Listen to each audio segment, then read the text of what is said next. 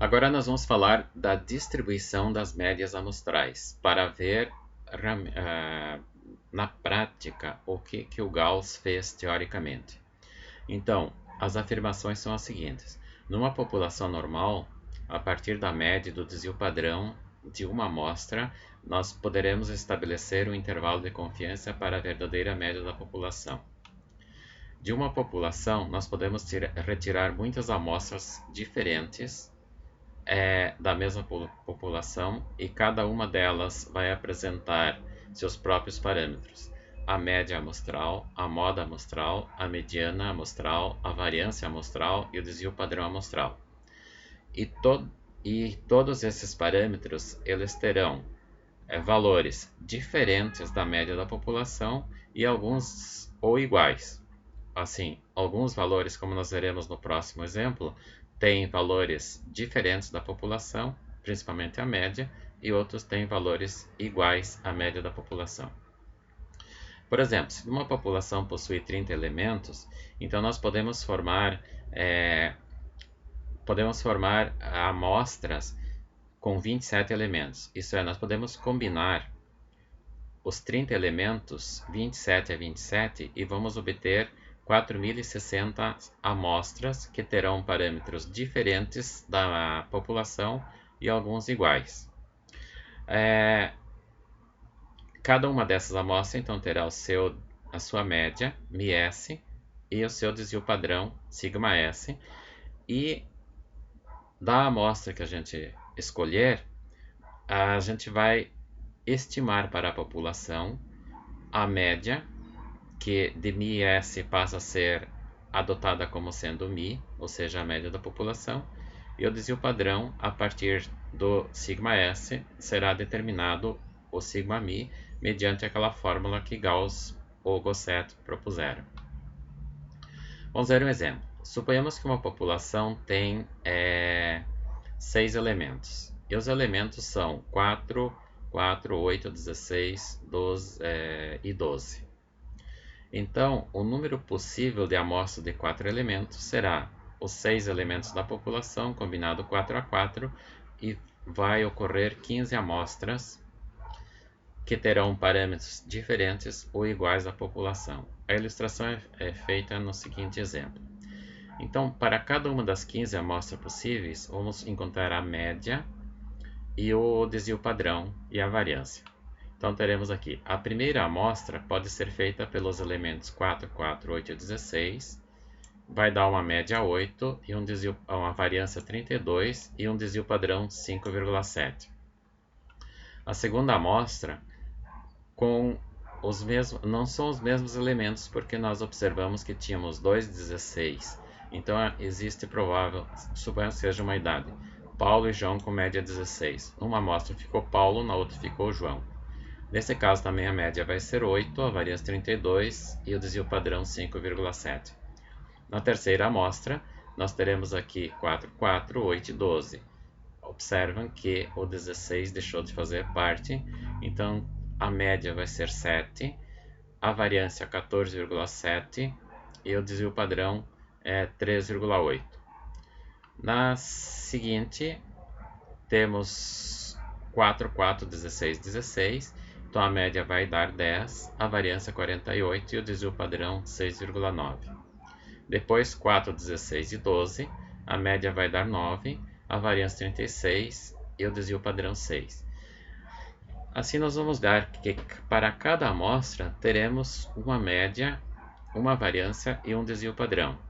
Aqui, observe, a média 11, variância 36, desvio padrão 6. Média 10, variância 26, desvio padrão 5,2. Média 12, desvio padrão 32, ou melhor, variância 32, média, desvio padrão 5,7. Na 10ª amostra tem média 10 de novo, variância 26,7, desvio padrão 5,2. E assim vamos indo até estudar as 15 amostras possíveis. Agora observem que temos médias 8, 7, 10, 9, 11, 12 e 13. Uma dessas médias encontradas pode ser tomada como estimativa da média da população, porém sempre vai haver um erro entre a média estimada e a verdadeira média da população. Para exemplo, a média da população é dada por 4 mais 4 mais 8, 12, 16, 16 e 12, que somadas dá 60, dividido por 6, 10.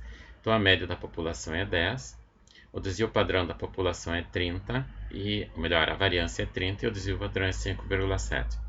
Aqui não apresentamos os cálculos porque vocês já sabem como fazer. Agora, vamos fazer uma distribuição da frequência dessas médias. Por exemplo, a média 7 apareceu uma vez só, teve frequência 1, e o erro em relação à média da população, então, será 7 menos 10, que é menos 3, e o z, ou seja, o afastamento dessa média em relação à média da população, será o erro amostral dividido pelo desvio padrão da população. A média 8 apareceu duas vezes, ela tem um erro amostral 2 abaixo da média, e então ela fica 1,25 afastado negativamente. A média 9 também apareceu duas vezes, então ela fica com um erro 1 abaixo da média e 0,6 desvio padrão, ou 0,6 afastamento padrão à média 10. Já o 10 apareceu 5 vezes, então ele tem erro 0 em relação à média. E o afastamento padrão é 0. A média 11 apareceu duas vezes, então ela fica 1 ponto acima da média. E afastamento padrão 0,6. A média 12 apareceu duas vezes, aí ela fica 1,25 acima da média e tem 2 pontos acima da média.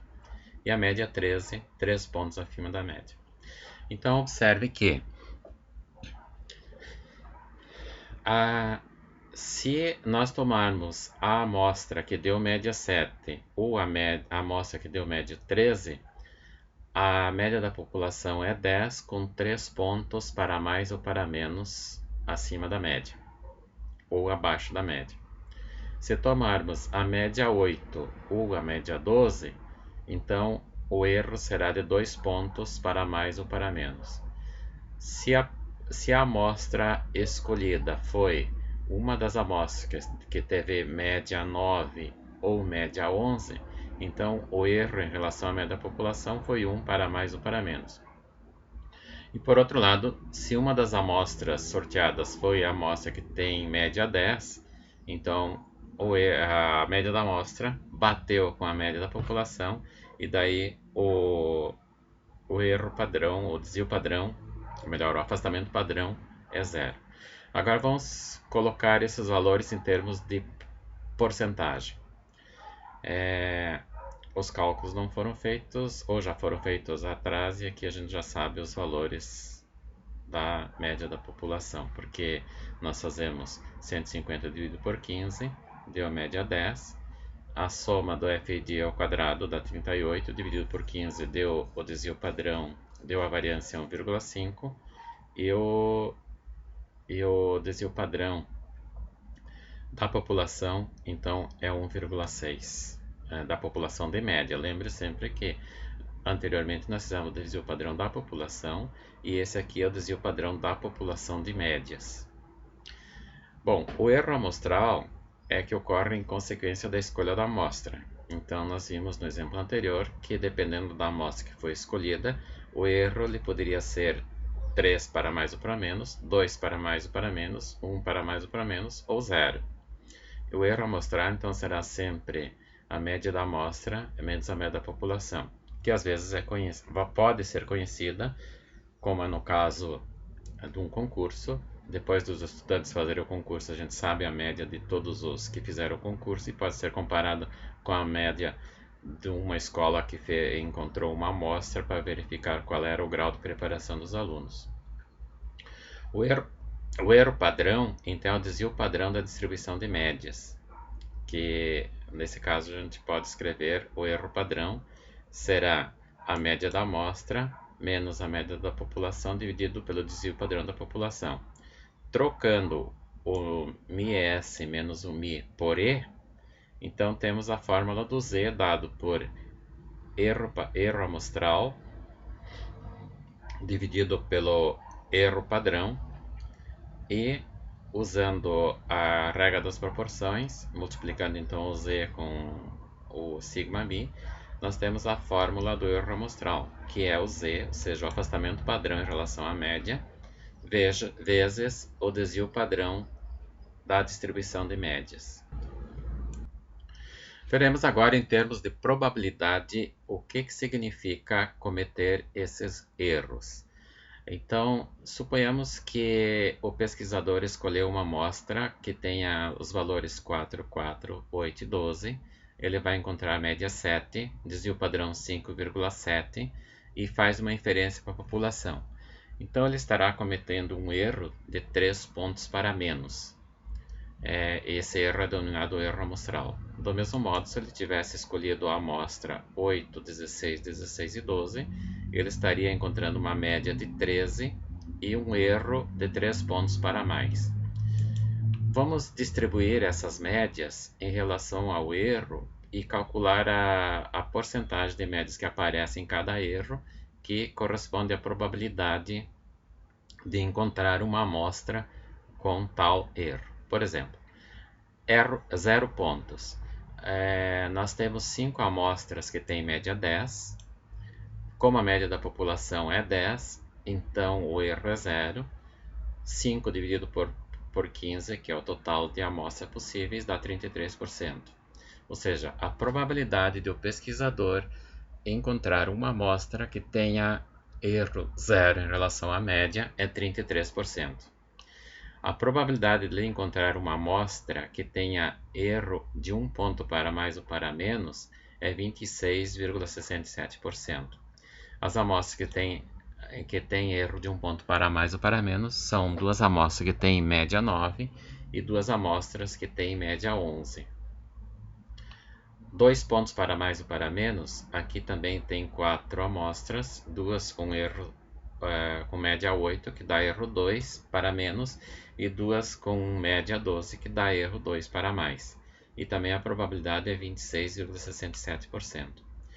E 3 pontos para mais ou para menos tem 2 amostras, uma com média 7 e uma com média 13, e dá um total de 13,33%. Agora vamos ver o significado disso. Suponhamos que o pesquisador quer encontrar amostras que tenha erro de 1 ponto para mais ou para menos. Qual é a probabilidade de encontrar essas amostras?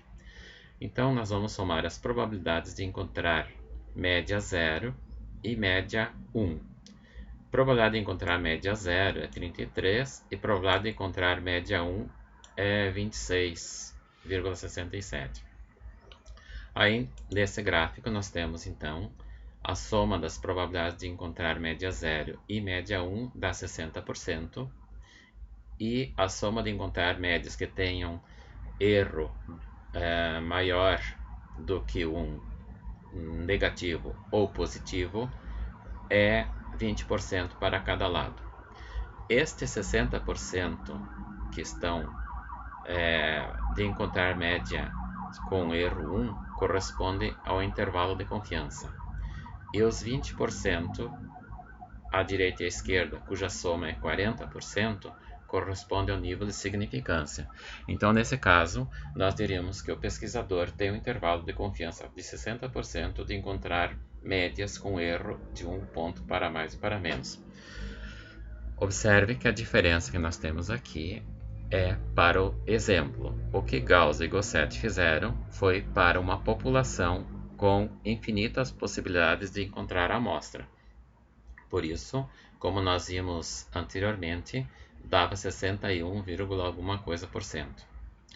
Por outro lado, se nós vamos encontrar as amostras que têm erros 2 para mais ou para menos. Então, são todas as amostras que têm média 8, 9, 10, 11 e 12. O total dessas amostras corresponde a 86%, 86,67%. Esse 86,67% é o intervalo de confiança. A soma do 6,66 da direita com da esquerda corresponde ao nível de significância. De novo, nós encontramos aqui 86,67%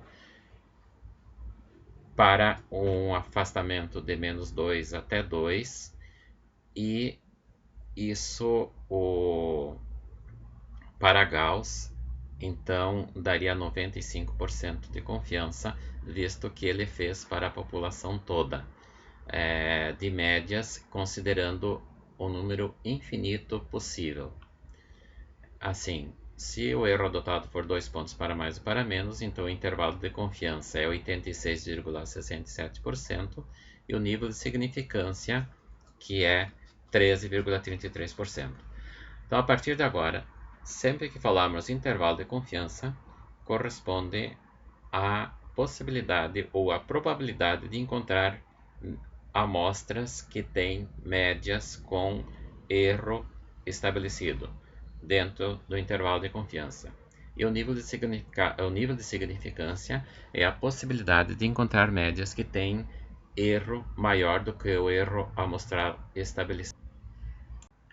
No próximo vídeo estaremos mostrando como se calcula o intervalo de confiança para a média de uma população a partir de uma amostra. Até lá!